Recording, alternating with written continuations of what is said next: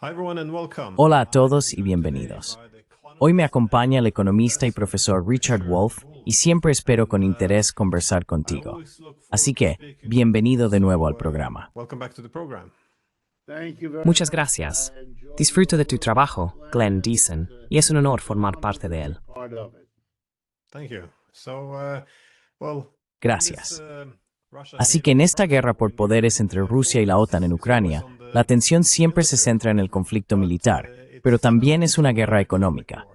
De hecho, como supimos al principio de esto, al menos en 2022, el objetivo y la suposición inicial era que los países de la OTAN podrían quebrar la economía rusa relativamente rápido, es decir, aislarla en el sistema internacional, imponer sanciones paralizantes, y algunos esperaban que esto pudiera lograrse casi para el fin de semana. Pero obviamente esto no sucedió como se esperaba. Así que supongo que empezando con una pregunta general antes de profundizar en los detalles, ¿cuál era la estrategia económica? ¿En qué supuestos se basaba? ¿Y por qué no tuvo éxito?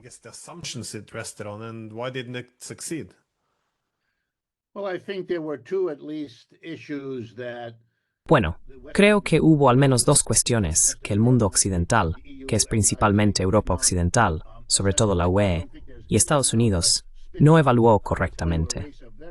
No creo que haya forma de maquillar la realidad tan clara de que subestimaron la capacidad de los rusos para librar una guerra militar convencional y sobreestimaron la capacidad de las sanciones económicas para ser un arma poderosa en caso de que la opción militar no funcionara.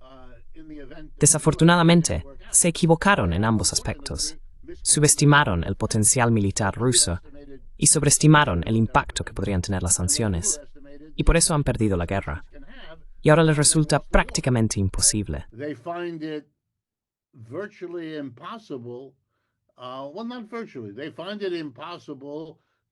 Bueno, no exactamente. Les resulta imposible reconocer este error de juicio. Cuando la gente entra en guerra, debería saber que las guerras tienden a tener resultados inesperados, a no haber tenido en cuenta uno u otro recurso de cualquiera de los bandos.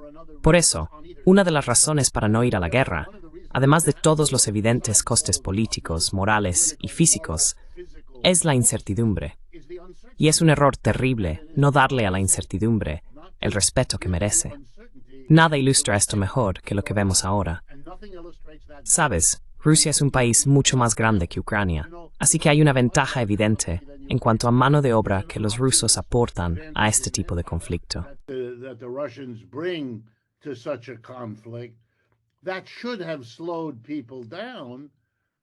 Eso debería haber frenado a la gente. Pero hoy en día, cuando nos espiamos unos a otros con satélites y demás, es fácil malinterpretar que los rusos tienen más misiles y más capacidad de drones. E incluso, si no la tenían en febrero de 2022, tienen la capacidad de aumentar su producción. Y eso es bien sabido, o debería haberlo sido. Eso hizo que toda la situación militar fuera dudosa, y ellos lo entendieron, porque realmente desde el principio, los europeos y los estadounidenses estaban dispuestos y eran capaces de seguir aumentando la calidad y la cantidad del apoyo militar. Recuerda que al principio de la guerra no iban a recibir grandes tanques, luego los recibieron. No iban a recibir F-16, luego los recibieron. No iban a recibir esta o aquella capacidad de misiles.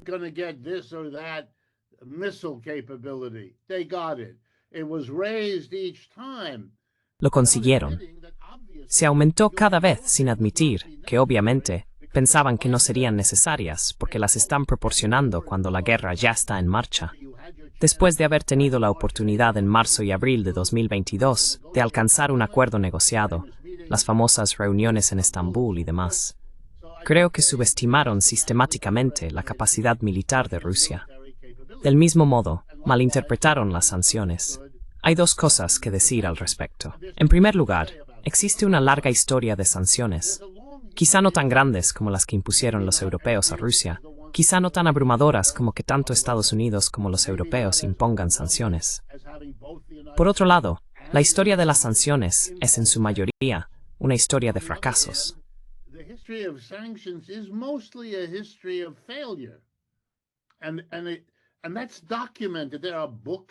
Eso está documentado. Hay libros, los he leído, hay artículos, los he leído, sobre las sanciones, que plantean la pregunta lógica.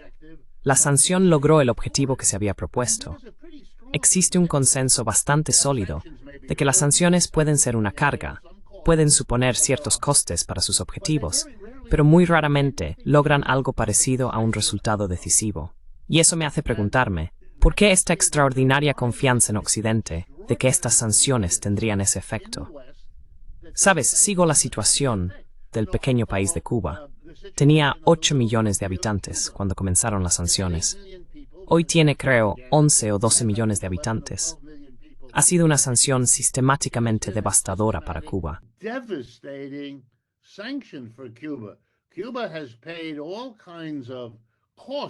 Cuba ha pagado todo tipo de costes por ser objeto de sanciones.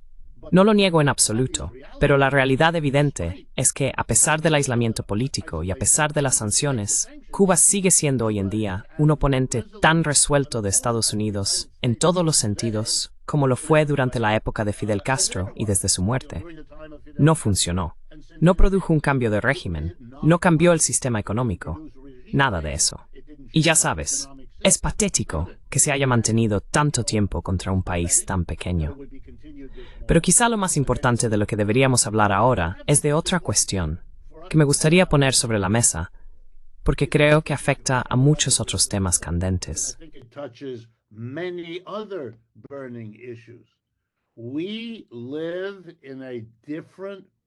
Vivimos en una economía mundial diferente. Es radicalmente distinta de lo que era hace 20 años y aún más diferente de lo que fue en la segunda mitad del siglo XX. En aquel entonces, Estados Unidos dominaba los flujos de capital, las exportaciones mundiales, las importaciones mundiales, los préstamos, lo que se te ocurra. El dólar era la moneda global soberana, etcétera, etcétera. Todo eso ya no es cierto, y nada lo ha reemplazado en Occidente. Ha surgido algo, mientras la importancia económica de Estados Unidos y sus aliados en Europa Occidental, el G7, si lo quieres ver así, ha disminuido. Ese declive del G7 no se ha detenido.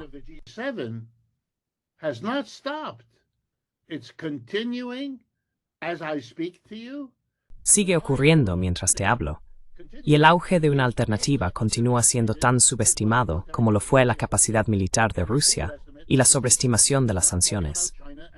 Me refiero a China y los BRICS. Lo que hizo Rusia fue recurrir a China y a los BRICS. Rusia, recuerda, es miembro fundador de los BRICS y una parte importante de ellos, desde luego. Y recurrieron a sus socios, sobre todo China, India, Indonesia y otros, para obtener una ayuda extraordinaria que compensara tanto sus problemas militares como las sanciones.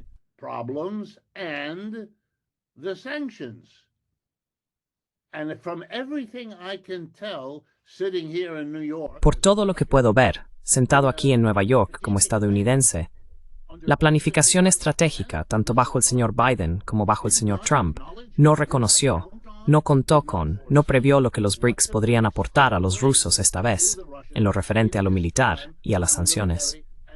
Si no puedes vender petróleo y gas, si es una exportación crucial, como lo es para Rusia, si no puedes venderlo a Europa Occidental, pero sí puedes venderlo a India, China, Indonesia, ¿cuál es el poder de las sanciones? Quiero decir, no tiene ningún sentido. No se puede hacer. Y creo que estamos viendo el lento, y me sorprende lo lento que es, declive. No hace tanto tiempo que el señor Trump dio una rueda de prensa y un periodista le preguntó sobre los BRICS, y él lo descartó. Eso no es un asunto importante.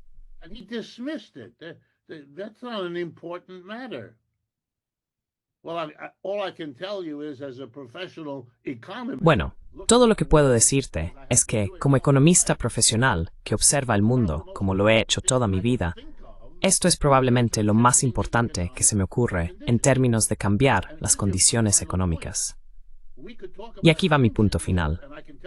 Podríamos hablar de sanciones, y puedo explicarte en detalle cómo ayudaron los BRICS, pero quizás sea aún más importante que la gente entienda que la eficacia en relación con la guerra en Ucrania fue malinterpretada. La eficacia de los BRICS está siendo ahora igualmente malinterpretada, porque los BRICS van a tener un impacto enorme en si el programa arancelario del señor Trump termina siendo bueno para Estados Unidos o un desastre para Estados Unidos, de la misma manera en que la guerra de Ucrania ha sido reconocida como un desastre por el propio señor Trump.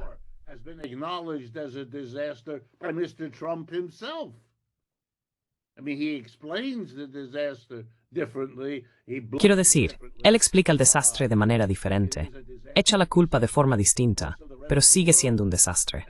Así lo dice. La mayoría del resto del mundo lo admite. Los europeos occidentales están cada día más deprimidos, más aislados, y poco a poco llegan a la misma conclusión. No quieren admitirlo, pero es bastante obvio. Pero de nuevo, los BRICS son el cambio. Y no quiero restar importancia a China. Quiero decir, China es obviamente el centro de lo que representan los BRICS. Pero es muy importante que los chinos tengan una alianza creciente y fuerte. 9 o 10 socios y otra docena de afiliados, o como sea que los llamen exactamente. Se les ve preparados para el tipo de giro hacia la economía nacionalista, para el que nadie más está preparado. Europa está dividida y lamentablemente incapaz de afrontar la nueva economía mundial, y Estados Unidos igual.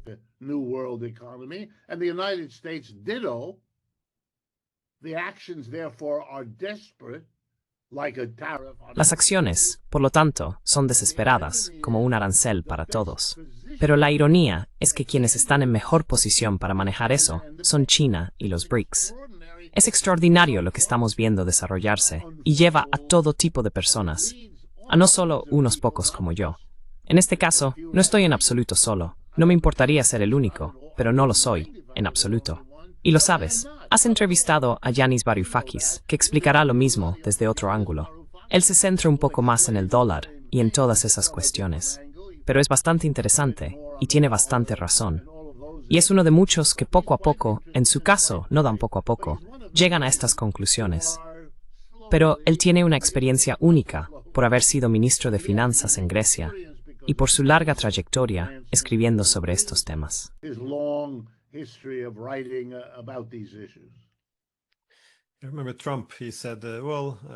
Recuerdo que Trump dijo, bueno, respecto a la desdolarización, amenazo con aranceles del 100% a los BRICS, así que los BRICS están acabados. Y este enfoque despectivo hacia los oponentes creo que es una verdadera debilidad, no solo de Estados Unidos, sino también de los europeos. Dicen que todos esperaban que Rusia se rompiera, pero eso no es del todo cierto. Es porque censuraron toda disidencia. Quiero decir, para mí personalmente, esto es lo único en lo que he estado trabajando desde casi 2014.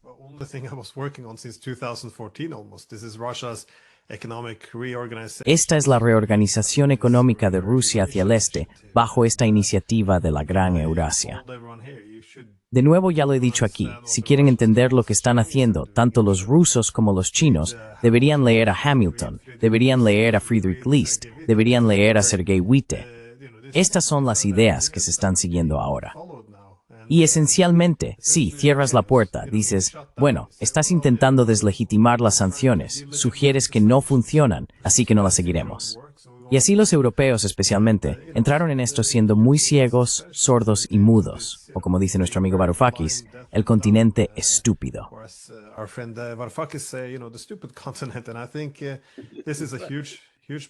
Y creo que esto es un problema enorme, enorme. Pero, de nuevo, mi punto es que la suposición de que los rusos simplemente intenten esperar a que esto pase, no reconoce lo que realmente están intentando hacer aquí. Que es que esto simplemente ha intensificado lo que llevan haciendo al menos los últimos 8 años. Alejarse del modelo estadounidense y avanzar hacia una infraestructura económica multipolar. Pero dijiste que podías explicar cómo los BRICS ayudaron a los rusos a eludir las sanciones. ¿Cómo lo evaluaste? Porque sé que abarca muchas áreas, pero ¿en qué te fijas específicamente?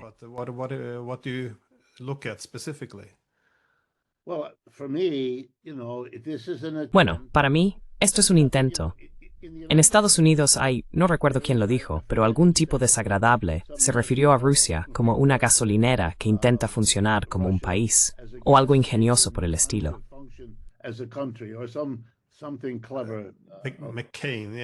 McCain, sí. Rusia es una gasolinera disfrazada de país. Yo siempre dije que Rusia es una civilización disfrazada de país, pero bueno.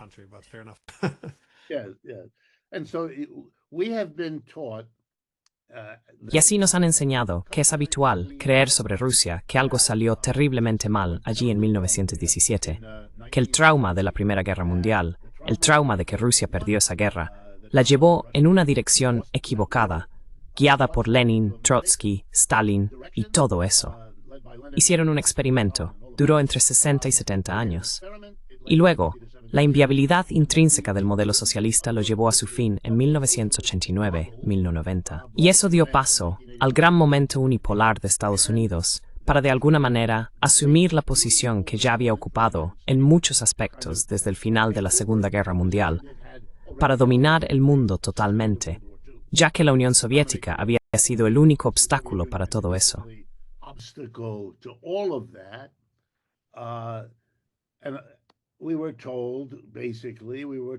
Y nos dijeron, básicamente, nos enseñaron, incluso los profesores especializados en la Unión Soviética y Rusia y todo eso, porque durante la Guerra Fría, por ejemplo, en mi educación, y soy producto de las escuelas de élite de Estados Unidos, fui a Harvard, Stanford y Yale, esa es mi formación, 10 años en esa absurda secuencia de instituciones. Pero tuve a los profesores que realmente eran muy conocidos en este ámbito y explicaban que habían pasado 30 años desde 1990 y que Rusia había tenido que deshacer todos los errores que representó la Unión Soviética. Y así se había convertido, ya sabes, en un país atrasado que exportaba su agricultura, su minería y sus minerales, todo lo que había bajo tierra, como materia prima para que otros la usaran después. Y la cuestión energética encajaba en eso. And the energy story fit into that. We were shown how big a share of GDP. Nos mostraron qué parte del PIB representaban el petróleo y el gas, todo eso. Eso implicaba que entendieras la Unión Soviética como un país tremendamente desequilibrado en su desarrollo industrial y extremadamente dependiente de las exportaciones. Ninguna de esas cosas es especialmente cierta. No solo son exageraciones, tergiversan lo que Rusia intentaba hacer. Cometieron el mismo error con China. Es decir, reconocieron que China fue más allá, pero también se veía a China como un país desequilibrado, subdesarrollado, gestionado socialísticamente de forma deficiente y dependiente de las exportaciones. Por lo tanto, estas personas deberían ser fácilmente derrotadas, especialmente en una guerra de desgaste, y también deberían ser fácilmente asfixiadas cerrando las exportaciones de las que dependían. De diferentes maneras, pero ambos dependían. Y Estados Unidos estaba en la posición ideal, porque dependían principalmente de Teposoyi, y en segundo lugar Europa Occidental.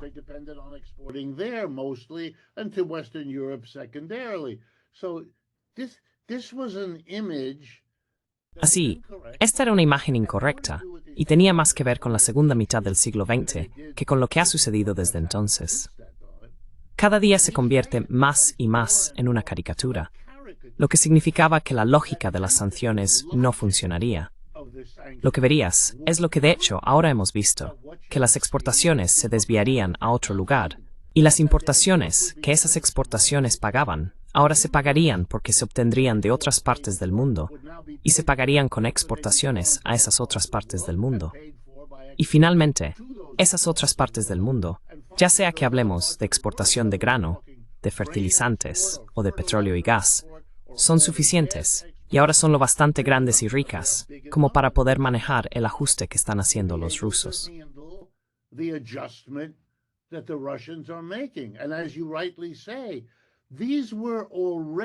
Y como bien dices, estas ya eran cosas que estaban en marcha, no tuvieron que empezar desde cero. Así que lo que esto ha hecho es acelerar un proceso que ya existía. Y un último punto sobre esto. Resulta sorprendente, de alguna manera, que Estados Unidos siga diciendo, como ha hecho el señor Trump incluso en los últimos 2 días, que la guerra es una experiencia negativa para los rusos en términos económicos. Es extraño para Estados Unidos porque nuestra historia en el siglo pasado fue una historia en la que entrar en la Segunda Guerra Mundial fue lo que superó la Gran Depresión. Ir a la guerra no fue una experiencia perjudicial en los años 40, fue un impulso económico. La tasa de crecimiento, el PIB, se disparó.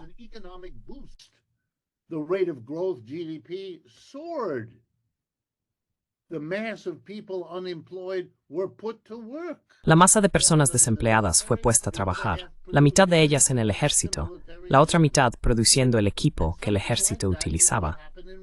Y algo así es lo que ocurrió en Rusia. Obtuvieron un estímulo a raíz de esta guerra, lo cual es parte de la razón por la que el rublo no se desplomó y no cayó una depresión sobre Rusia. Nada de eso ocurrió. Nada de eso. Y no estoy diciendo que la economía rusa no tenga problemas. Los tiene. O que los BRICS no tengan problemas. Los tienen. O que los BRICS no sean muy heterogéneos. Lo son.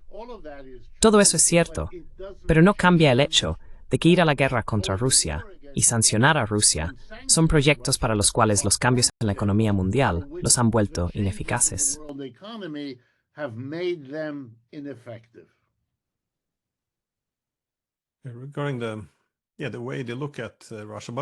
En cuanto a la forma en que ven a Rusia, pero también a los chinos en ese sentido, a menudo se dice en el ámbito militar que los generales siempre luchan la guerra anterior.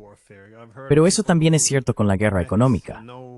He escuchado a personas que han conocido y tratado con la secretaria del Tesoro de Estados Unidos, Janet Yellen, que decían que su opinión, por ejemplo, sobre China era: son un país comunista, no saben hacer economía, no innovan, roban, se apoyan en estos estereotipos ideológicos del siglo XX, mirando a la Unión Soviética. Pero por supuesto se puede decir que China es muy diferente de lo que fue la Unión Soviética. De hecho, su capacidad de innovar y todo eso.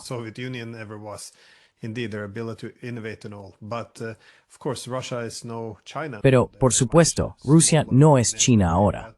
Son mucho más pequeños en todos los aspectos. Pero el grado en que han logrado desarrollar una gran soberanía tecnológica, sus propios ecosistemas digitales, diversificarse y no depender únicamente de los corredores físicos facilitados por los chinos y la iniciativa de la Franja y la Ruta, sino tener los suyos propios.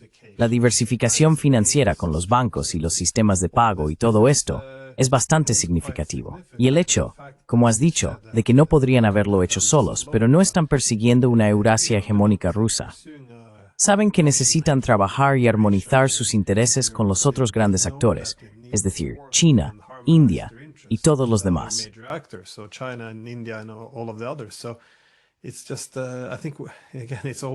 Así que de nuevo, creo que siempre existe esa tendencia a subestimar al otro bando, especialmente cuando uno se apoya mucho en estos estereotipos ideológicos. Pero, ¿qué opinas, centrándonos en un tema específico, el de las sanciones? Porque en Europa sufrimos un duro golpe a nuestras economías al cortar el suministro de petróleo y gas ruso. La idea era que esto sería la bala de plata, que destruiría la economía rusa. Por supuesto, hay otros aspectos también, pero ¿qué crees que salió mal en el ámbito energético? ¿Por qué no pudimos prever la capacidad de los rusos para diversificarse?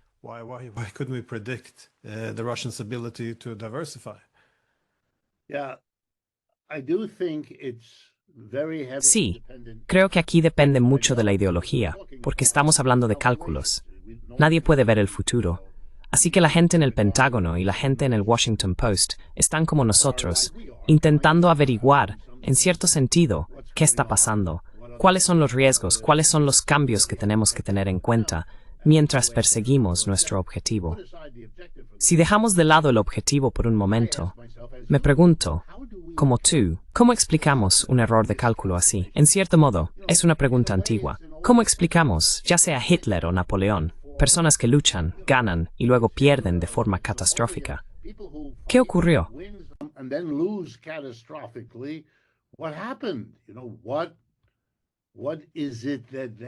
¿Sabes? ¿Qué es lo que evidentemente no hicieron? Porque el resultado es lo contrario de lo que intentaban lograr.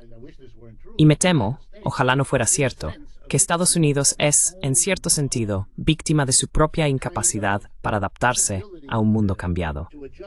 Déjame darte una idea de cómo funciona, porque está ocurriendo ahora mismo. Es muy importante. Voy a empezar con China. Me ha interesado China desde que era estudiante de posgrado en economía. Escribí mi tesis de máster sobre las comunas chinas. ¿Por qué Mao hizo eso al principio tras la revolución? ¿Por qué no tuvieron éxito? ¿Por qué fueron abandonadas? Y así sucesivamente. Así que he seguido estos temas durante toda mi carrera, durante muchas décadas ya. for many decades now. And I never stopped being amazed at Nunca dejé de sorprenderme de mis profesores. Y como fui a escuelas de élite, mis profesores han sido los asesores económicos de la mayoría de los presidentes, los Bush, los Clinton, Obama. Son personas que conozco personalmente y que en muchos casos fueron mis maestros y cuyo trabajo he leído. No puedo decir cuántas veces, cuando preguntaba sobre algún desarrollo económico en China, me decían que esas estadísticas no eran reales, que a diferencia de nuestras estadísticas, que se recopilan mediante mediciones objetivas y todo eso, los chinos, al ser comunistas, y como yo sabía quiénes eran los comunistas, entendía que esto era una caricatura, pero seguían insistiendo en ello.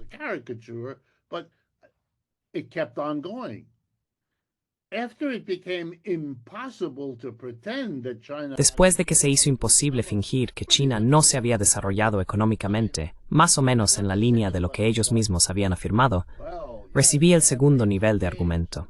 Bueno, sí, han logrado algunos avances. ¿Y sabes por qué?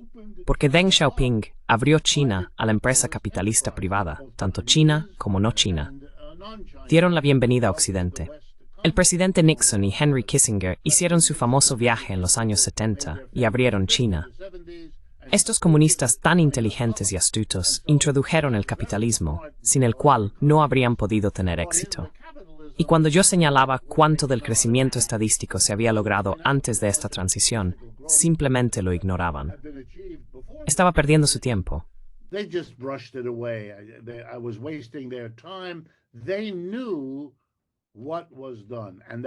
Sabían lo que se había hecho y que el propio crecimiento del capitalismo era el reconocimiento, por parte del Partido Comunista Chino, de que su único futuro residía en un sector capitalista privado en constante expansión, que absorbía y se beneficiaba del interminable deterioro del sector gestionado por el gobierno.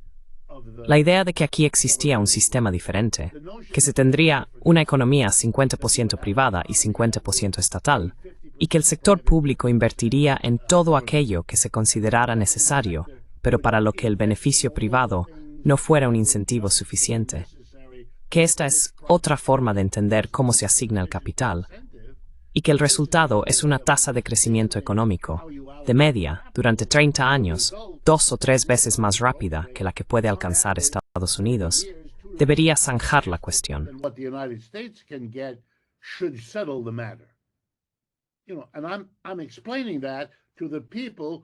Y les estoy explicando eso a las personas que me enseñaron a pensar así, y no saben qué hacer cuando lo oyen. Así que lo tratan como algo descartable, no forma parte de la conversación. Y van a hacer valer el peso de Estados Unidos, en el que todos crecieron, igual que yo, en la segunda mitad del siglo XX, con América como potencia dominante. No creen que eso haya cambiado realmente. No lo ven. No pueden verlo. Y el resultado es que están cometiendo errores de juicio catastróficos. Incluso cuando tú, como he hecho yo, les explicas, aquí, has malinterpretado lo que pueden hacer los BRICS. ¿Qué significa que cuando el señor Modi en la India observa el mundo, y Dios sabe que no es comunista, no es marxista, no le interesa nada de eso?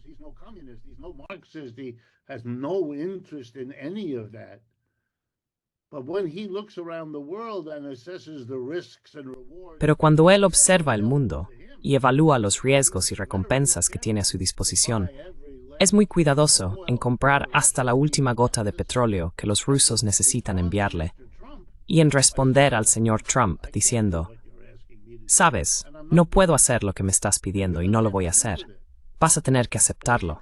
O puedes declarar la guerra al mundo entero, pero entonces estarías más loco que quienes ya te llaman loco ahora. Así que no puedo basar mi política en eso». Y Xi Jinping actúa de la misma manera.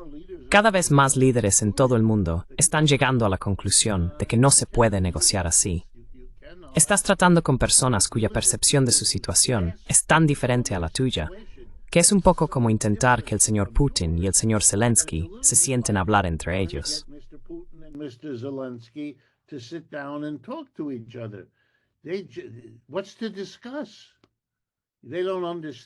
¿Qué hay que discutir? No entienden el mundo en el que viven de una manera comparable.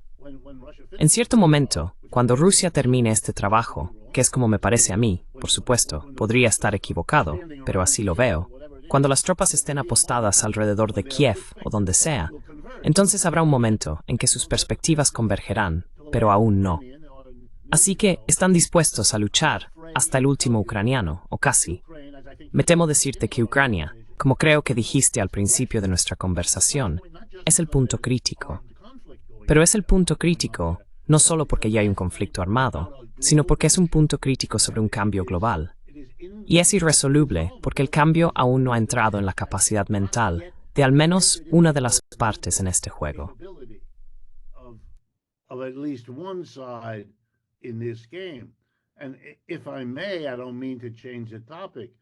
Y si me lo permites, no quiero cambiar de tema, pero es un poco como mirar la situación en Gaza. Sabes, un lado cree que la mera existencia de personas conocidas como palestinos es una amenaza existencial. ¿Cómo vas a sentarte con Hamas o cualquier otro representante de los palestinos y mantener una conversación si esa es tu actitud? Es como pedirle, no sé, a Hitler que se siente con el líder de la comunidad judía en Berlín para llegar a un acuerdo. No se puede, porque la existencia de uno es inaceptable para el otro. Y sabes, al final, este puede ser el argumento más poderoso que tengan los chinos para establecerse como la potencia hegemónica global.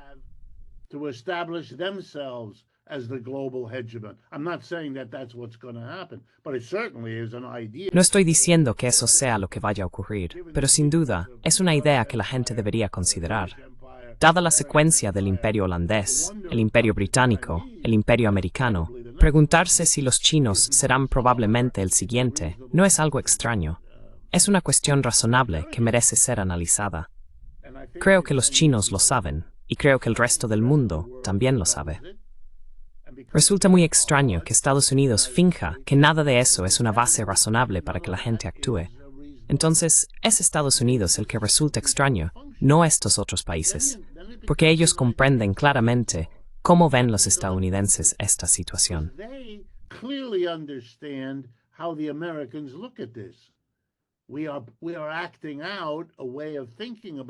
Estamos representando una forma de pensar sobre el mundo que ellos han presenciado con nosotros durante los últimos 100 años. Así que entienden de dónde viene esto, pero están viviendo en otro mundo, y ven qué mundo está desapareciendo y cuál está surgiendo. Y esto tendrá que afrontarse tarde o temprano, pero puedo deciros, mejor que sobre cualquier otra cosa, que aún no hemos llegado a ese punto. Quiero recordar a todos que acabamos de tener unas elecciones presidenciales el pasado noviembre, no hace tanto, en las que los principales candidatos a la presidencia, Trump, Biden y luego Harris, ninguno de ellos mencionó nunca el declive del imperio de Estados Unidos.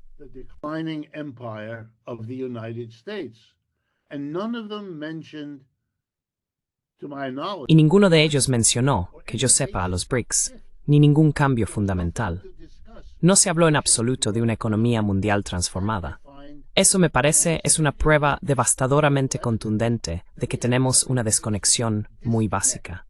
Y creo que el señor Trump está ahora en el proceso de descubrir, paso a paso, que lo que no calculó, todo lo que sin duda llamará consecuencias no intencionadas, o lo que culpará a otros, es que no se puede imponer un arancel al resto del mundo. No se puede hacer eso. Eso es demasiado descabellado. Eso es demasiado abrumador. Hay demasiadas variables yendo en demasiadas direcciones como para que puedas tener confianza en cualquier predicción que hagas.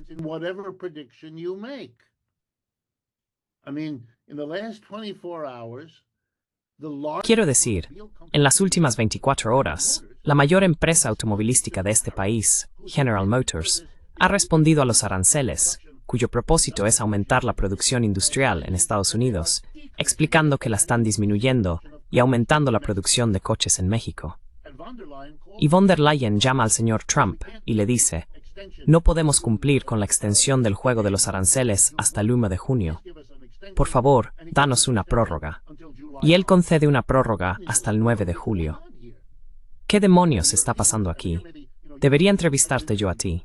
En el caso de los europeos, el desorden, la incapacidad de lograr algún tipo de solidaridad que yo pueda identificar, me parece increíble. Es que, ¿Cuánto tiempo vais a seguir así cuando el mundo es cada vez más Estados Unidos y China, y la relevancia de Europa se disuelve por horas? ¿Es que no hay nadie en posición de hacer algo al respecto? ¿Y vais a dejar que los alemanes se rearmen de nuevo? Me parece asombroso.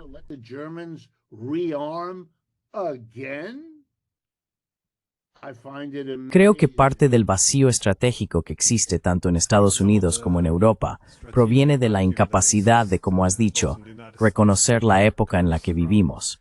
Así que, si tomas tu ejemplo de las elecciones presidenciales estadounidenses, hay una elección y nadie discute el momento histórico en el que estamos. De hecho, el declive del imperio estadounidense y ahora los países de Oriente, liderados por China, están tomando el relevo y convirtiéndose en los principales motores de la economía global. Esto tiene que ser el foco central, porque cuando desarrollas una estrategia, ves las tendencias principales, ves tus recursos y ves cómo puedes maximizar tus beneficios dentro de este contexto.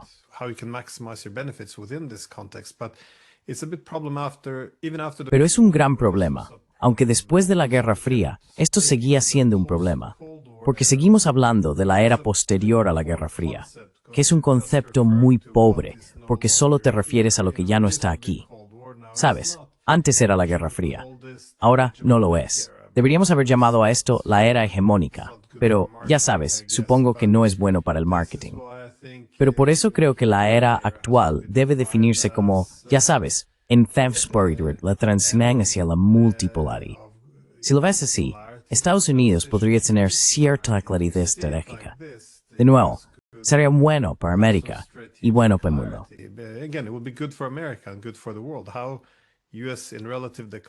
¿Cómo se supone que Estados Unidos, estando en relativo declive, debe reajustarse con el resto del mundo? ¿Cómo podemos convivir con los chinos como iguales de una manera que, ya sabes, mitigue las amenazas o desafíos y maximice los beneficios? Pero estas no son las discusiones que estamos teniendo. En cambio, hablamos de comunismo y de los pueblos amantes de la libertad, y es como un largo anuncio de Coca-Cola. Es muy extraño, y aquí en Europa estamos perdiendo lo mismo. Sabes, es demasiado popular en Europa criticar a los estadounidenses, pero aquí creo que es incluso peor, porque hemos atado nuestro destino a Estados Unidos.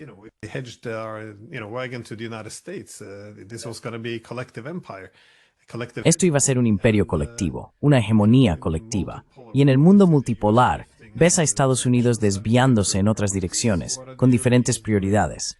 Entonces, ¿qué están haciendo los europeos? En lugar de diversificar su conectividad económica y poner fin a esta división militarizada de Europa, ¿qué hacemos? Pues intentamos aumentar nuestro propio valor en Estados Unidos, siendo aún más sumisos, aún más obedientes, esperando que los estadounidenses sigan valorándonos como aliados y nos suban en la lista de prioridades. Así, un antiguo hegemón seguirá pensando que somos una prioridad. Quiero decir, todo esto es bastante insensato.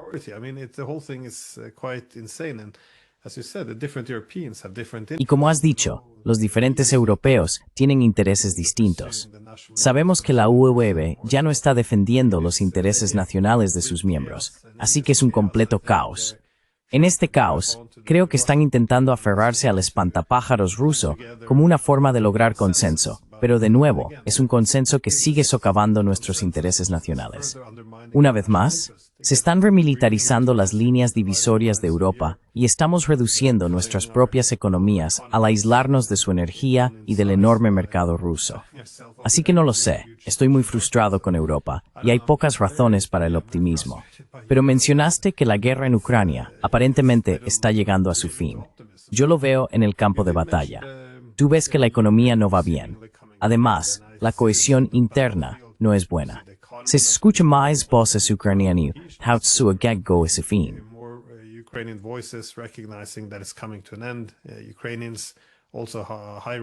Los ucranianos, incluidos altos funcionarios, están empezando a reconocer que quizás los países de la OTAN no estaban allí para ayudar, sino para utilizar a los ucranianos por su mano de obra para luchar contra Rusia. Así que las cosas empiezan a resquebrajarse. No digo que todo se desmorone en las próximas semanas o incluso en los próximos 2 o 3 meses, pero parece que estamos entrando en la fase final. Así que si perdemos esta guerra, Si la OTAN pierde esta guerra, que como sabes, muchos esperaban que reviviera la era hegemónica, ahora hay temores de que rompa la llamada era dorada. Creo que fue el presidente polaco quien dijo que si perdemos la guerra en Ucrania, terminará la era dorada de Occidente. ¿Qué crees que ocurrirá? ¿Cuál será la consecuencia directa, no si, sino cuando, perdamos la guerra en Ucrania?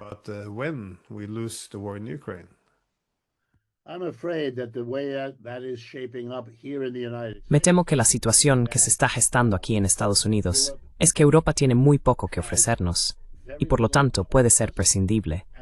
El señor Trump dice, me voy a retirar. Si no consigo lo que quiero en Ucrania, pues entonces me retiraré. Y es un problema europeo. Si yo fuera europeo, estaría aterrorizado por eso. No por la razón que ellos están, que entiendo. Estados Unidos, si no pudiste derrotar a Rusia con armas y dinero estadounidenses, desde luego, no lo vas a conseguir sin armas y dinero estadounidenses. Eso es simplemente absurdo. Nadie se toma eso en serio, salvo quizás los medios de comunicación en Europa. Es difícil saberlo.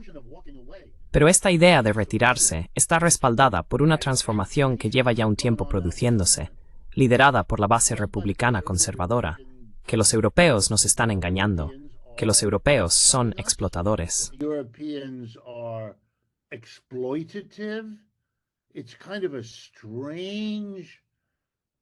Es una especie de interpretación extraña de la economía desde una perspectiva moralizante, que antes aquí se consideraba anticuada y poco realista. Pero en realidad se ve aquí. Te daré un par de ejemplos. El señor Trump tiene asesores económicos. Conozco a algunos de ellos, como Scott Bessent o el señor Navarro y algunos otros. Al parecer, le han dicho algo que, si lo dijeran en un seminario entre economistas, se reirían de ellos y los echarían de la sala. Pero se lo han dicho, que si hay un desequilibrio comercial, es decir, si, por poner un país de ejemplo, Vietnam envía ropa barata por valor de $100.000 millones a Estados Unidos, pero solo compra productos estadounidenses por valor de $40.000 millones. Esto es una señal de que están haciendo trampas.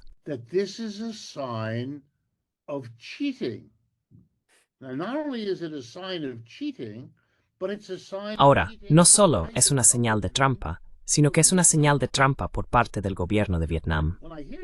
Cuando oigo esto y explico a mis audiencias aquí en Estados Unidos que la decisión de producir ropa en Vietnam fue tomada, en muchos casos, por corporaciones estadounidenses que trasladaron la producción desde China, donde los salarios habían subido, a Vietnam, donde aún no lo habían hecho, y que por lo tanto fue una decisión impulsada y generadora de beneficios tomada por corporaciones estadounidenses cuyas sedes están en Washington a la vuelta de la esquina, y que estáis culpando al gobierno vietnamita.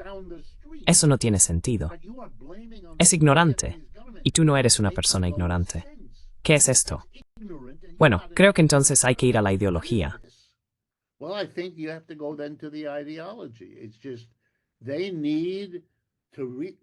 Esto es peligroso, pero permítanme darles un ejemplo que ayudará a la gente a entenderlo. ¿Por qué hemos tenido, en Estados Unidos en los últimos años, un resurgimiento de la supremacía blanca?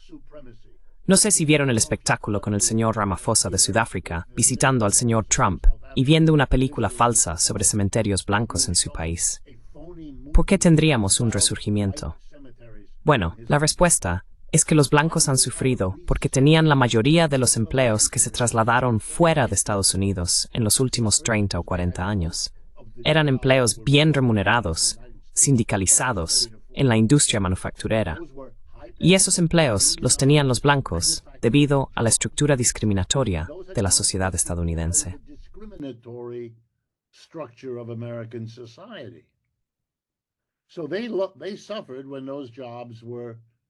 Así que sufrieron cuando esos empleos fueron exportados. Más o menos al mismo tiempo, tuvimos el auge tanto de personas negras, personas latinas y mujeres en Estados Unidos, luchando contra su situación de segunda clase en este país, que es muy antigua y está profundamente arraigada. Así que los blancos que se vieron perjudicados por la pérdida de sus empleos, tuvieron que presenciar todo tipo de programas especiales desarrollados por el gobierno, intentando hacer frente a la radicalización de negros, latinos y mujeres que protestaban contra su subordinación política e ideológica. Así que fue infantilmente fácil para los demagogos del tipo MAGA decirle a la gente blanca: no habéis sido perjudicados por la decisión de vuestro empleador, motivada por el beneficio de pagar a trabajadores chinos en vez de a vosotros. No, no, no.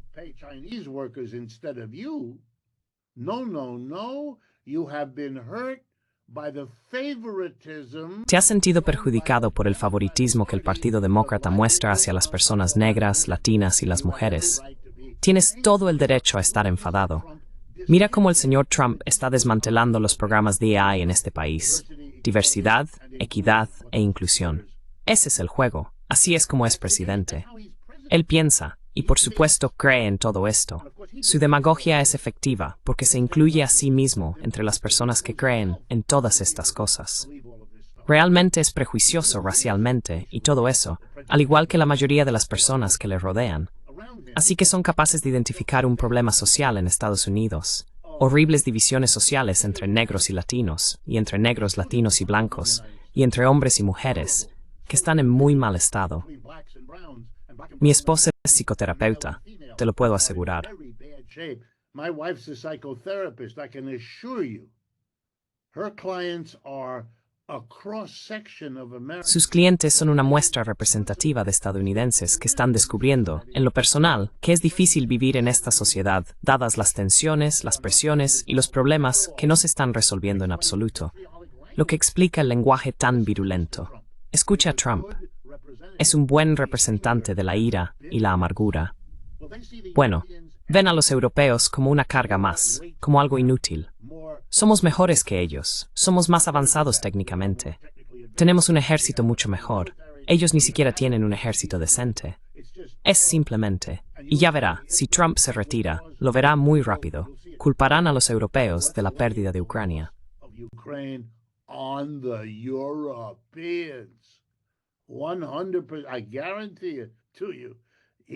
Te lo garantizo, porque él culpará de lo que ocurra a las personas designadas, perdedores.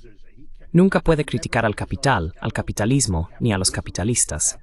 Por eso no puede reconocer que la mitad de las cosas que llegan a Estados Unidos desde China provienen de filiales de empresas estadounidenses allí. Tiene que decir cosas, como todos ellos, del tipo: nos robaron la tecnología. No es cierto. Los chinos hicieron un trato muy calculado. Vosotros, estadounidenses, o japoneses, o alemanes, o neerlandeses de igual, podéis venir a China. Podéis contratar a nuestra mano de obra disciplinada por una pequeña fracción de lo que pagáis en casa, y os daremos acceso al mercado chino, que ahora es el mayor y el de más rápido crecimiento del mundo.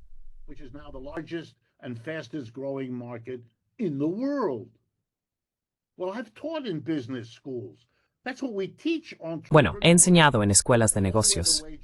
Eso es lo que enseñamos a los emprendedores. Ve donde los salarios son bajos y el mercado está creciendo, por supuesto. Y se fueron a China, porque es allí donde está ocurriendo todo.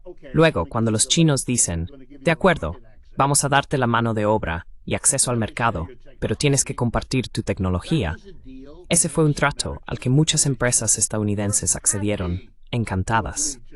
Encantadas. Podían seguir desarrollando la tecnología. No tendrían que frenar. Tendrían que dar a los chinos lo que ya se conocía de todos modos, a cambio de mejoras asombrosas en el producto y la rentabilidad, que es la razón por la que tantos se fueron.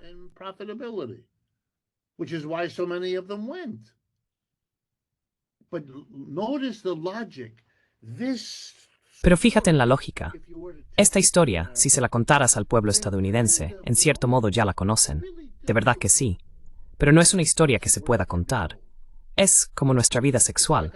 Todos más o menos sabemos de qué va, pero tenemos un acuerdo tácito de no hablar de ello. Así que, en su lugar, hablamos de que los chinos roban. Fantástico. Encaja perfectamente con la idea de lo malvado, lo malo, lo comunista y todo lo demás. Y así no tienes que pensar realmente en lo que haces, ni en por qué lo haces. Y por supuesto, no puedes detenerlo. Ese es el problema. No puedes parar el proceso, porque no puedes permitirte pensarlo de una manera razonable.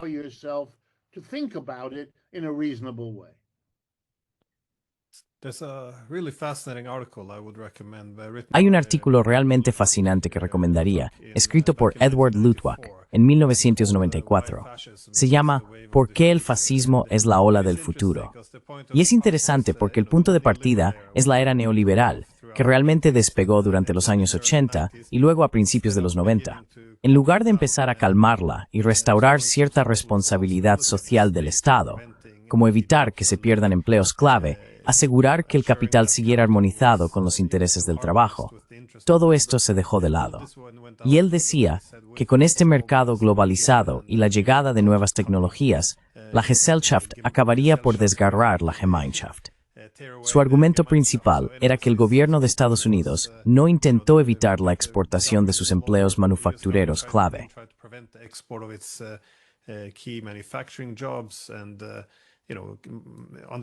Bajo el dogma neoliberal, maximizar la eficiencia del mercado significaba que la economía sería el motor, y de nuevo, la sociedad era un mero apéndice, algo que no debía tenerse en cuenta. Así que era bastante predecible lo que ocurriría si se permitía a las principales empresas exportar cualquier empleo que quisieran, o si, en la práctica, ya no tenían lealtades hacia la sociedad en la que residen. Se acabaría en una situación en la que la costa oeste y la costa este de Estados Unidos, donde se encuentran los sectores tecnológico y financiero, prosperarían gracias a la globalización.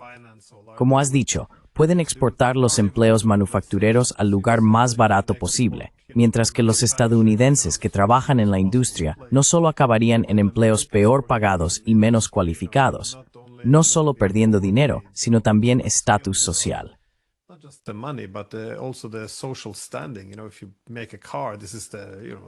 Si fabricas un coche, eso forma parte de toda la cultura estadounidense. Y ahora vas a estar en Kmart, trabajando en la caja. No es lo mismo. Así que estás destruyendo el orgullo de la gente en su economía. Y la idea principal es que los humanos no son solo números, son personas reales. Así que estoy muy de acuerdo. Es una complejidad enorme. Y en lugar de revisar los últimos 40 años de economía neoliberal, es los chinos nos quitaron los trabajos, nos robaron las tecnologías. Quiero decir, todas estas tonterías que no tienen ningún sentido, pero que se venden mucho mejor que hablar de las dificultades y complejidades del capitalismo y, de hecho, de la naturaleza humana, que realmente no se pueden resolver.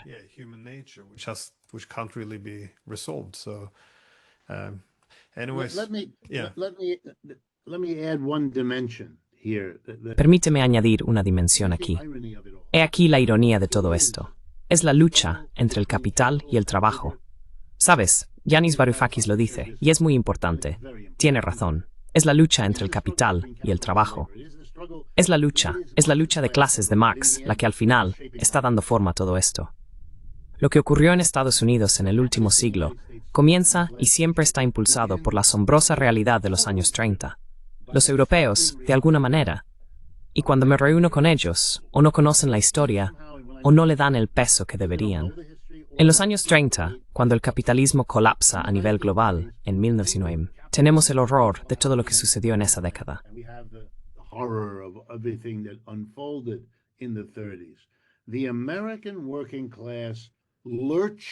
La clase trabajadora estadounidense dio un giro hacia la izquierda. Se afilió a los sindicatos en grandes cantidades. Fue la mayor sindicalización en la historia de Estados Unidos. Nunca antes había ocurrido algo así, y nunca ha vuelto a ocurrir. Al final, 1/3 de la fuerza laboral estaba en sindicatos, y eran sindicatos poderosos en todas las industrias básicas. Se llamaba el CO. Y había cientos de miles de personas afiliándose a 2 grandes partidos socialistas y a un gran partido comunista. Eran lo suficientemente poderosos, todos trabajando juntos, los socialistas, los comunistas y los sindicatos. A pesar de todas sus diferencias y problemas, trabajaron juntos.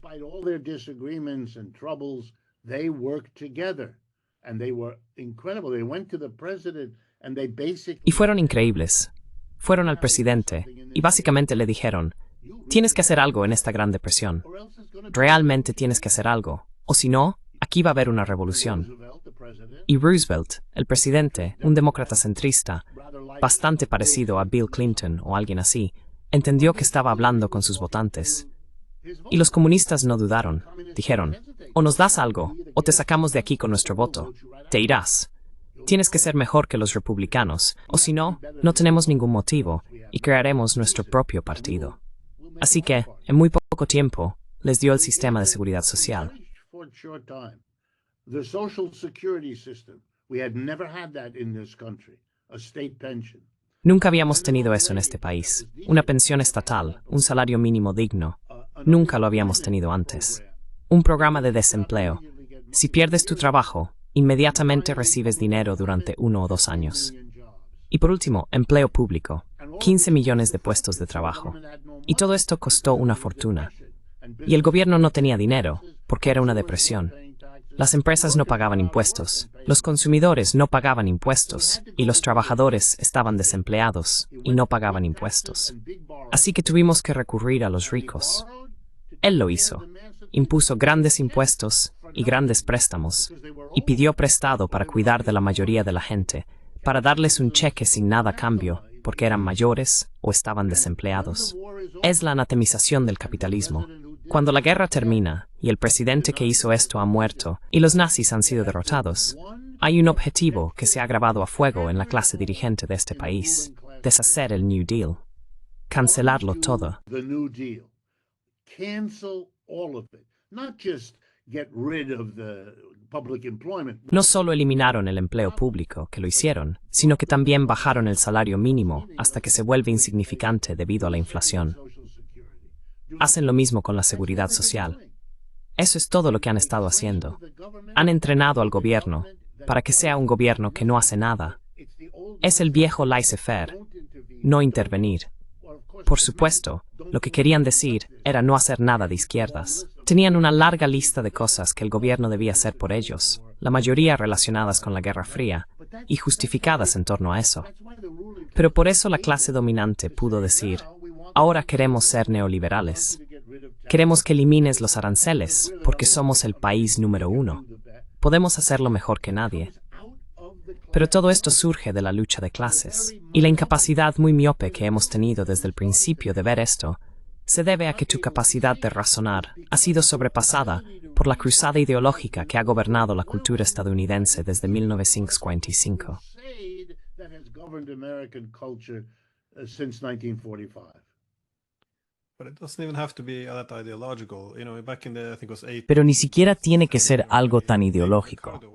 Allá por creo que fue en 1817 o 1820, David Ricardo, uno de los pilares del liberalismo económico, hizo la observación, que le sorprendió, de que con cada innovación tecnológica que aumenta la productividad, la gran mayoría de los beneficios irían a parar a los propietarios del capital. Y señaló que a veces incluso la mano de obra saldría perjudicada, dado que el poder relativo entre el capital y el trabajo cambiaría. Y de nuevo, esto lo decía uno de los economistas liberales, pero también desde Adam Smith hasta John Stuart Mill, reconocían que el desarrollo o la aparición del buscador de rentas también sería destructivo y negativo. Pero hoy en día, cuando se habla de izquierda y derecha y de capitalismo, todo sigue unos dogmas políticos muy extraños, que en realidad no tienen tanta base empírica. Es muy extraño de ver. It's very strange to watch. It is, I think, as many people feel. Creo que, como sienten muchas personas, es un momento muy extraño en el que la desconexión entre lo que nuestros líderes están diciendo y nuestra percepción de lo que está ocurriendo es tan grande que realmente te preguntas dónde estás y cómo interpretar lo que está pasando. ¿Y sabes lo que provoca eso? Que programas como el tuyo sean aún más importantes. De verdad, lo son. Estas conversaciones tienen que tener lugar. Y ya sabes, tú y una docena de personas más que estáis haciendo esto, sois la única esperanza que queda para un debate racional. Fíjate en lo frustrado que se pone. Es curioso que salga tanto su nombre, pero lo frustrado que se pone Yanis Varoufakis, porque sé que le conoces. Sabes cómo se pone a menudo en sus entrevistas cuando mira al periodista y no puede creerlo del todo. ¿De verdad? ¿Eso es lo que crees que está pasando? Tiene que ser educado.